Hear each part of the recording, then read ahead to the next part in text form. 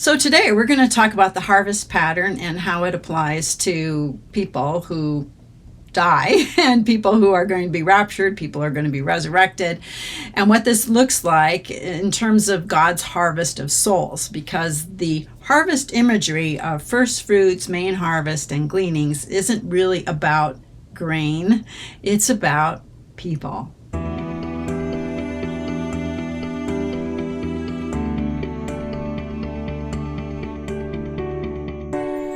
So I've talked about harvest imagery in the past. I did a video recently where I talked about how the harvest imagery pertains to resurrections.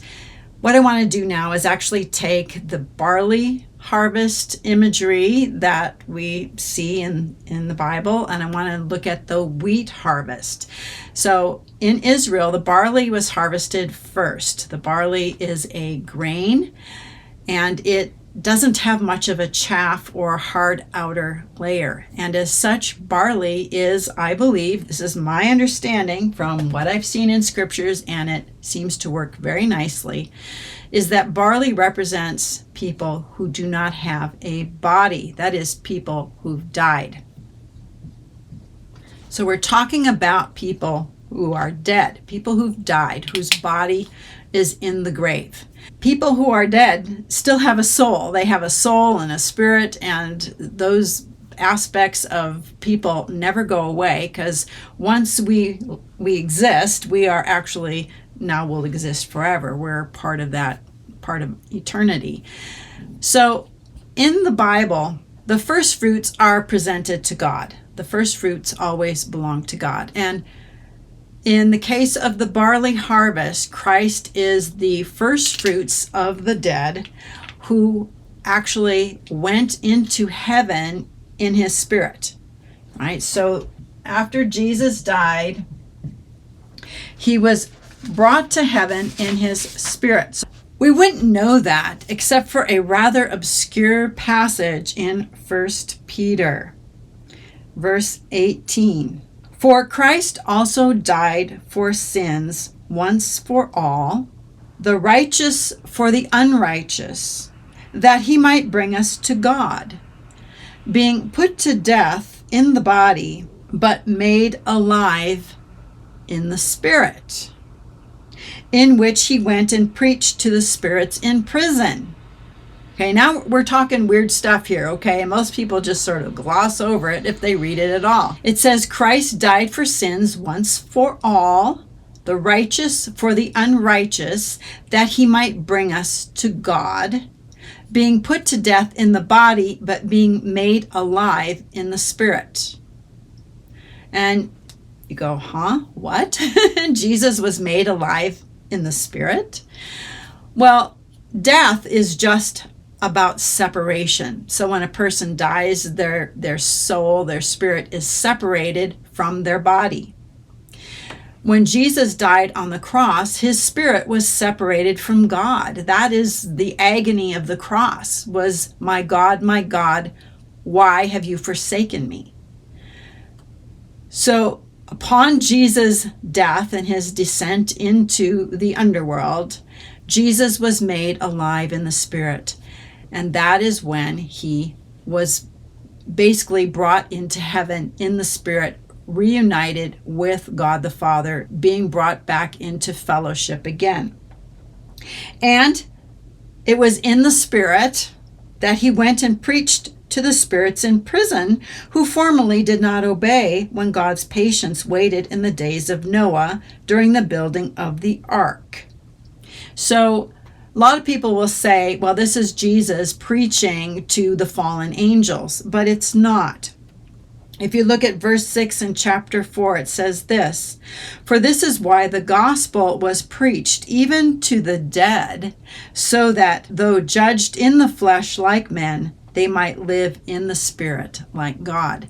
So they were judged during the time of the flood, but Jesus preached good news to them that the judgment that they were a part of during the time of the flood is not going to be applied to them, that they are going to actually live in the spirit. So the first fruits of the dead, that is people who are only in a spirit form, The first fruits was Christ, who was made alive in the Spirit. And then he went and preached to the spirits in prison and gave them the good news of the gospel, that salvation is available even to them. He didn't preach to the fallen angels. There is no salvation available to them, but there was to the people who died at the time of the flood. And remember, that was a catastrophic judgment. The flood was a judgment on the world at that time. Next, we have the main harvest. And again, we are talking about people who are dead, people who do not have a body. That there is going to be a harvest of dead people. That is, spirits of the righteous dead, people who have faith, who are going to be taken from the place of the dead and be brought into heaven.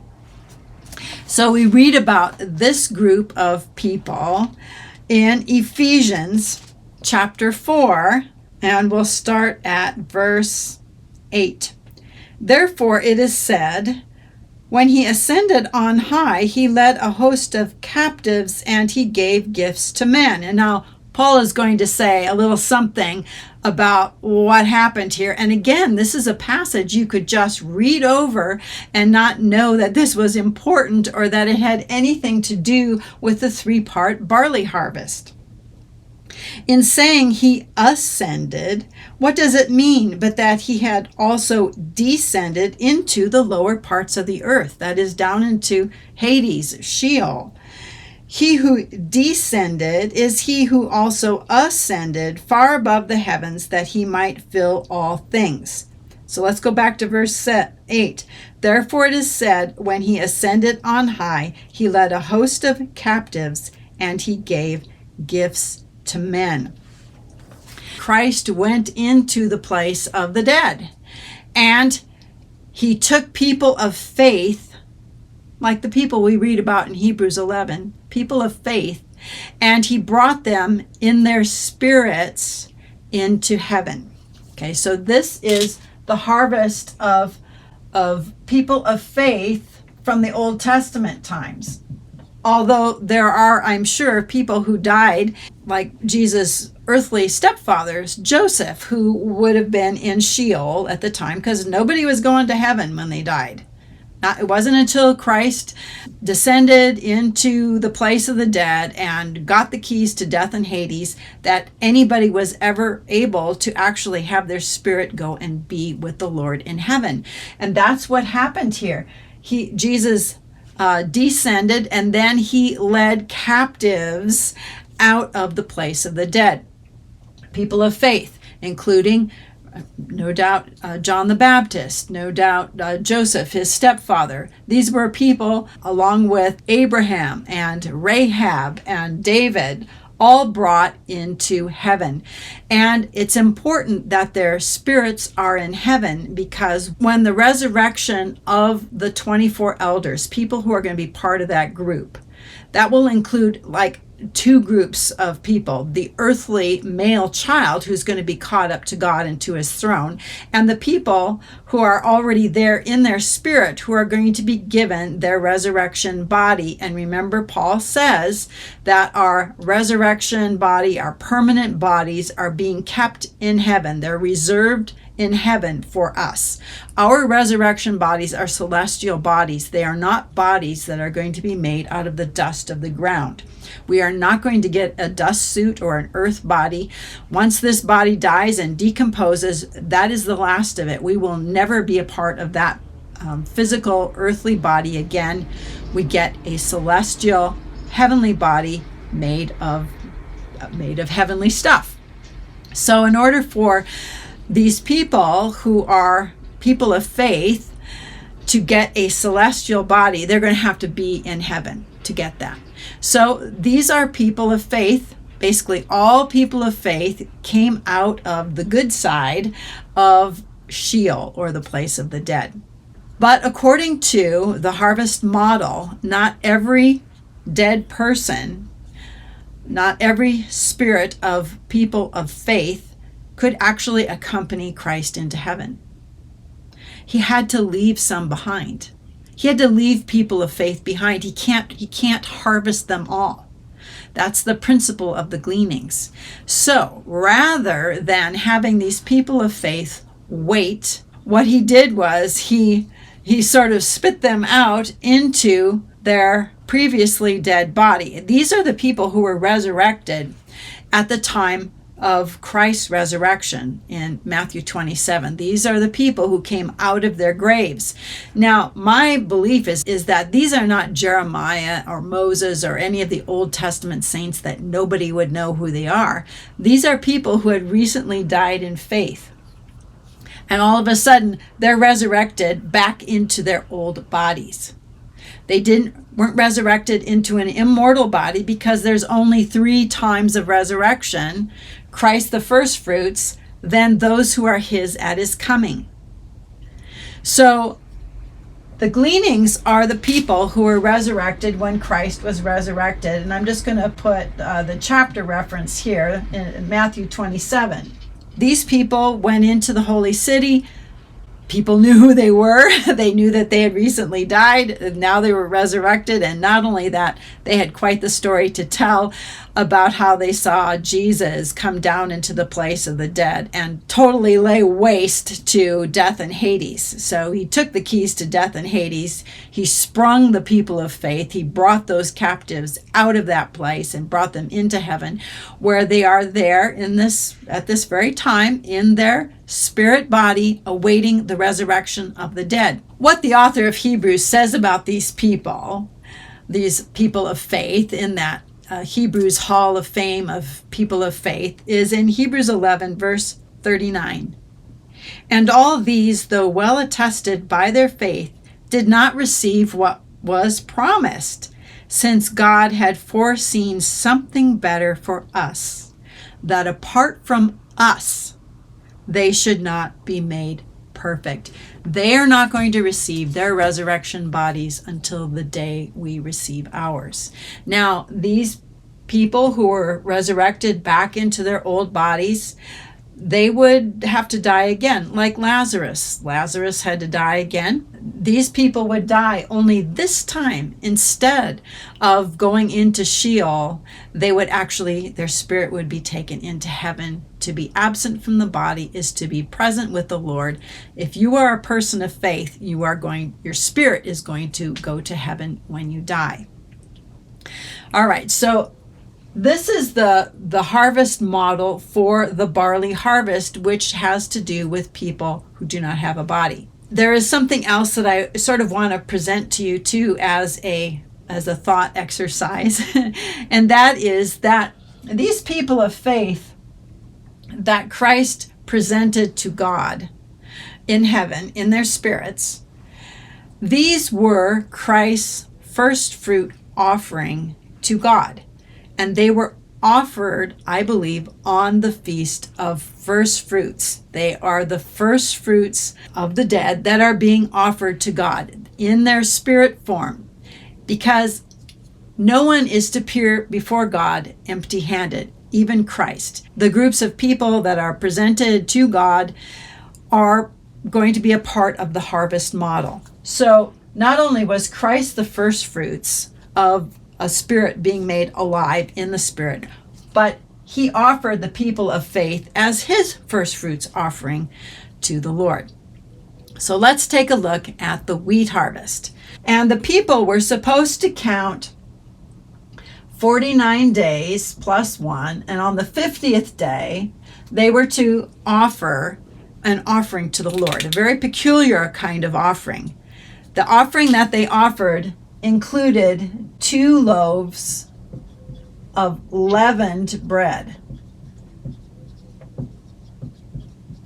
That's one of the most interesting aspects of this first fruits offering.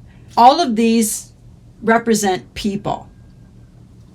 The first fruits, the main harvest, and the gleanings are all people. The first fruits of this offering is actually Christ's offering to his Father.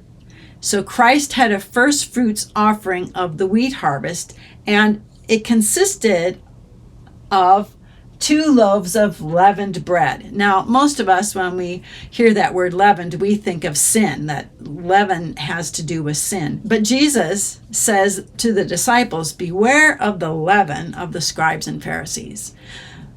And they're all confused, and they're thinking, well, we didn't bring any bread. Is he talking about we shouldn't buy any yeast from them? And Jesus knew what they were thinking, and he says, no, it's teaching.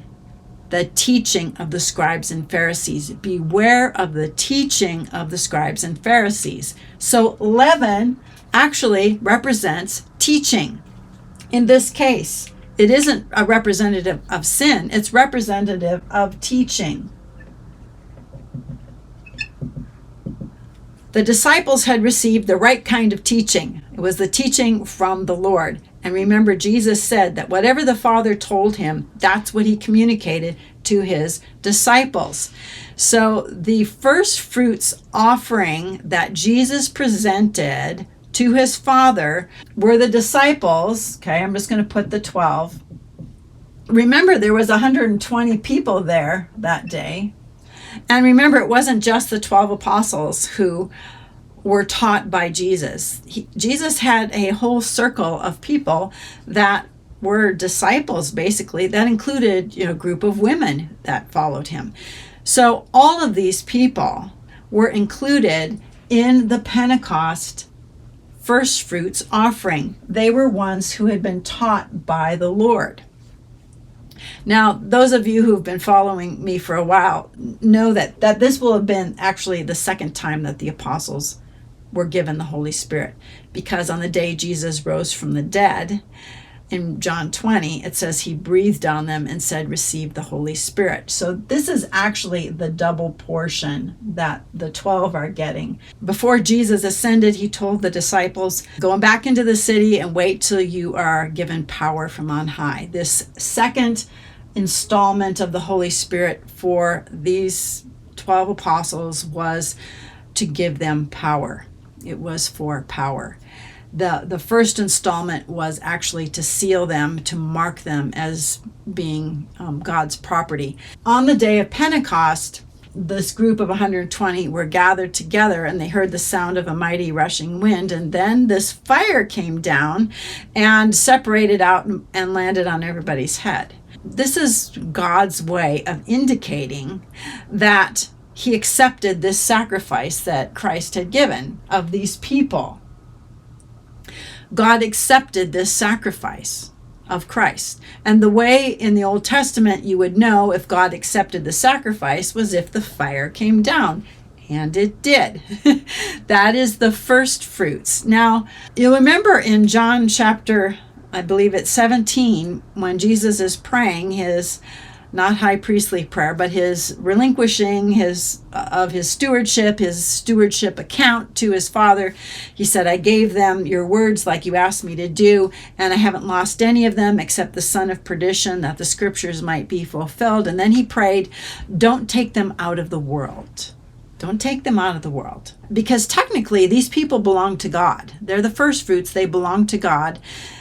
Jesus prayed, don't take them out. God didn't. So the fire came to the earth so that people would know that God had accepted these people. This group is the first fruits of the wheat harvest, but they have to stay here on earth, and they did, and then they shared the gospel throughout the world.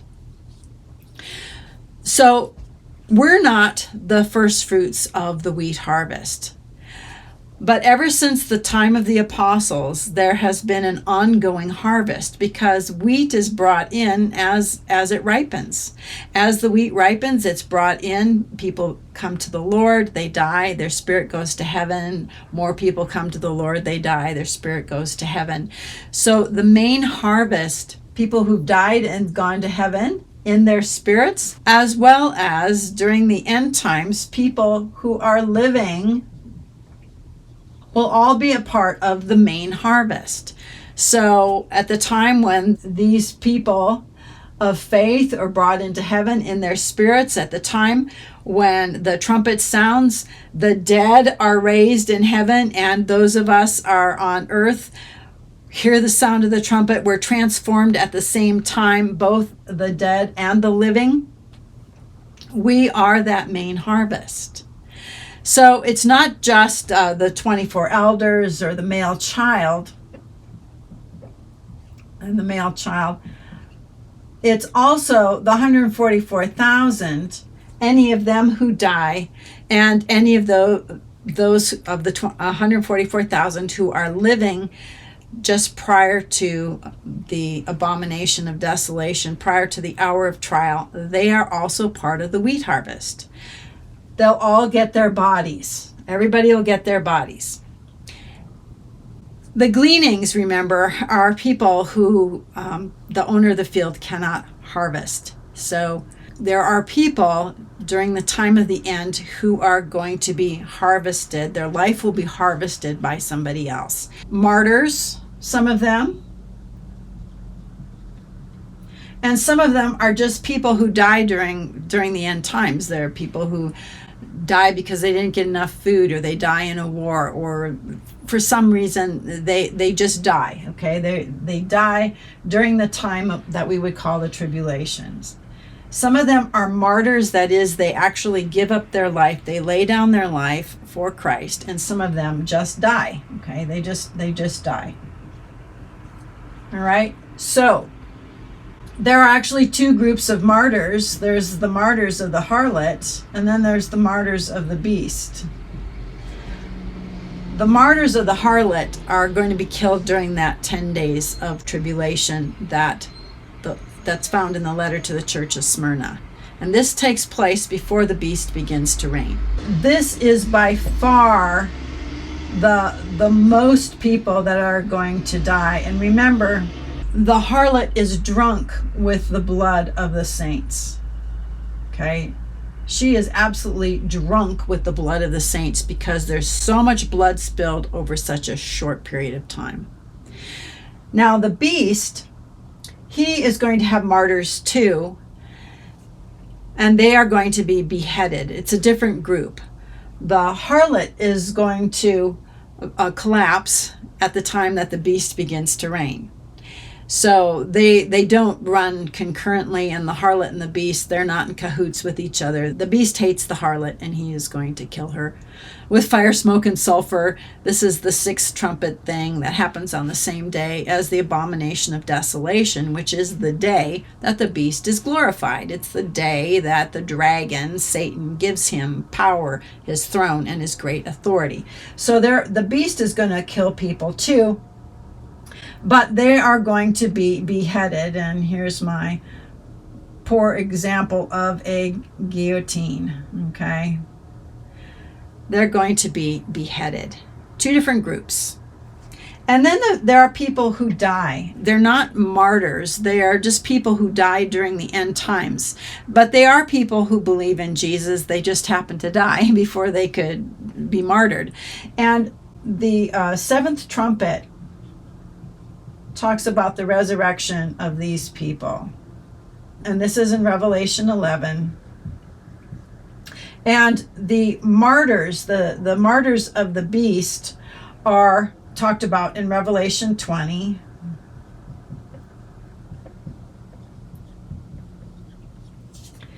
And the martyrs of the harlot are actually, we see them resurrected in Revelation chapter 5, where they're given a white robe.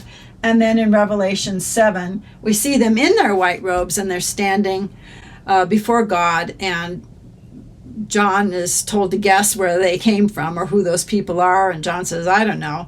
And one of the elders says, well, they're the ones who've come out of the great tribulation. We're not talking about the 42-month reign of the beast. We're talking about that 10 days of tribulation for believers. The wheat harvest has been going on for 2,000 years. The first fruits of the wheat harvest were the apostles and the people who were gathered, who were leavened by Christ's teaching when he taught for 3.5 years. These are also the harvest of the fruit trees, because it's for 3 years nobody could harvest the fruit on a fruit tree, but in the fourth year, then that harvest belonged to God. So this is also the first fruits harvest of the fruit trees. The main harvest is anybody who's a person of faith who has lived and died since Pentecost. And those who are going to be part of the 24 elder resurrection will be resurrected in heaven. That is, all those people of faith that we read about in Hebrews 11, plus anybody else who is going to rule and reign with Christ, they'll be resurrected. They will be given an immortal body in heaven, and will be given our immortal body on earth. The male child will be raptured and join the rest of the group as part of the 24 elders. And we see them in Revelation 5. The 144,000 are also part of the main harvest, whether some of them are martyred or whether they're taken in their own rapture. And then after that, we're talking about gleanings. People who die, whether they just die of natural causes or whatever, people who are martyrs of the harlot, people who are martyrs of the beast. And I also want to say this too, that there is another third group of raptured people who are part of the main harvest. Okay, they don't die, so they're not gleanings. Okay, so they are part of the main harvest, and this is the God-fearers. And I've done videos on the rapture of the male child, the rapture of the 144,000, and the rapture of the God-fearers. That is those who fear God and give him glory, also known as the woman's other offspring. So Revelation actually shows us three groups of raptured sons. There is no rapture of the bride. It's only raptured sons. Sons is a status. It doesn't have anything to do with whether you're a male or female. All right, so it's taken me a while to sort of fine-tune what this harvest looks like. And if you're a believer, this is the harvest here, the harvest model, the first fruits, the main harvest. Anyone who's died in Christ currently is in heaven. The living who are here when Christ gathers people in that first rapture of the male child.